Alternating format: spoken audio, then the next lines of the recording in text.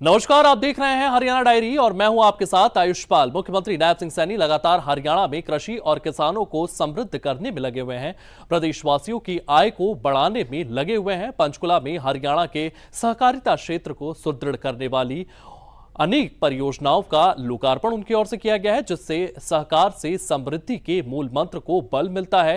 कार्यक्रम में मुख्यमंत्री नायब सिंह सैनी ने कहा है कि किसान एक एवं मात्र शक्ति की सहभागिता बढ़ाने और उनकी आय में वृद्धि करने के लिए सरकार प्रतिबद्ध है।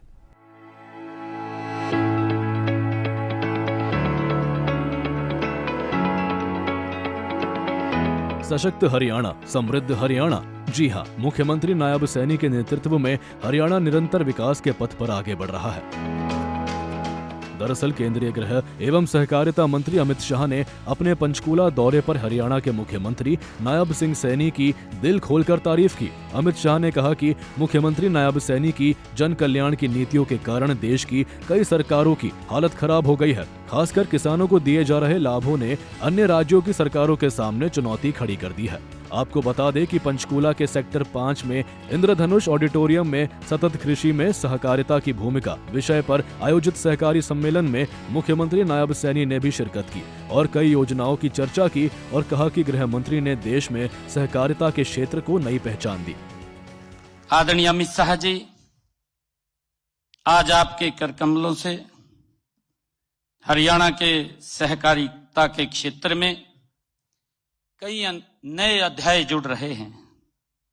आज आप दूध शीतकरण केंद्र, सलेमपुर हैपड़ की जाटूसना आटा मिल का भी आप लोकार्पण करेंगे। आदरणीय साथियों, सहकारी बैंकों के ग्राहकों को सुविधाजनक, सुरक्षित और सरल बैंकिंग सुविधा प्रदान करने के लिए हरियाणा के सभी जिलों में सहकारी बैंकों में रुपे प्लेटिनम डेबिट कार्ड का भी आज शुभारंभ होने जा रहा है। इसी के साथ ही हरियाणा में क्रिबको द्वारा बनाई गई मल्टीपर्पज प्राइमरी एग्रीकल्चर क्रेडिट सोसाइटियों के पंजीकरण प्रमाण पत्र के वितरण का भी आज शुभारंभ हो रहा है। मान्यवर, हम सब जानते हैं कि देश के यशस्वी प्रधानमंत्री आदरणीय नरेंद्र मोदी जी के दूरदर्शी नेतृत्व में वर्ष 2021 में देश में पहली बार सहकारिता मंत्रालय का गठन हुआ। यह केवल एक प्रशासनिक बदलाव नहीं था मान्यवर, बल्कि सहकारी संस्थाओं को नई दिशा और ऊर्जा देने का ये ऐतिहासिक कदम था। मान्यवर, आपने माननीय प्रधानमंत्री जी के सहकार से समृद्धि के मंत्र को आगे बढ़ाते हुए राष्ट्रीय सहकारिता नीति 2025 आपने लागू की है। इसमें करोड़ों किसान, दूध उत्पादक, ग्रामीण महिलाएं, कमजोर वर्गों को आपने केंद्र में रखा है। मान्यवर, मैं आपको विश्वास दिलाता हूं कि राष्ट्रीय सहकारिता नीति 2025 को हरियाणा में लागू करने में हम कोई कोर कसर नहीं छोड़ेंगे। मुख्यमंत्री ने कहा कि सहकारिता आज कृषि के क्षेत्र में सबसे बड़ी ताकत बनकर उभरी है। कि सहकारिता आज कृषि क्षेत्र में परिवर्तन की सबसे बड़ी ताकत बनकर के उभरी है। मान्यवर, हरियाणा में सहकारिता आंदोलन को मजबूती देकर विकसित भारत, विकसित हरियाणा की दिशा में गति से हम आगे बढ़ रहे हैं।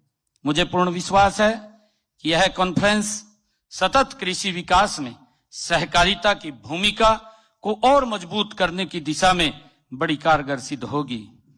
मान्यवर, आज मुझे खुशी है कि आपने जिस प्रकार से सहकार को निरंतर मजबूत करने का आप काम कर रहे हैं, मैं आज आपके सम्मुख भारत सरकार के ये आपकी प्रेरणा लेते हुए पैक्स के लिए आज मैं 15 लाख रुपए की लिमिट जो 0% पर देने की आज मैं ये घोषणा भी करता हूं। यह लोन सहकारी बैंकों के द्वारा ये दिया जाएगा। मान्यवर हरियाणा सरकार के द्वारा 10% का इंटरेस्ट ब्याज रहित उन पैक्सों को दी जाएगी जो समय पर ऋण का भुगतान करेंगे। यकीनन जिस प्रकार से हरियाणा नायब नेतृत्व में आगे बढ़ रहा है वो देश के अन्य राज्यों के लिए किसी चुनौती से कम नहीं है। यहाँ से जानना भी जरूरी है कि हरियाणा देश का पहला राज्य है जहाँ 24 फसलें MSP पर खरीदी जा रही है। साथ ही देश के किसी भी राज्य की पहली सरकार है हरियाणा जहाँ गन्ने का सबसे अधिक भाव किसानों को मिल रहा है। ब्यूरो रिपोर्ट, सूर्य समाचार।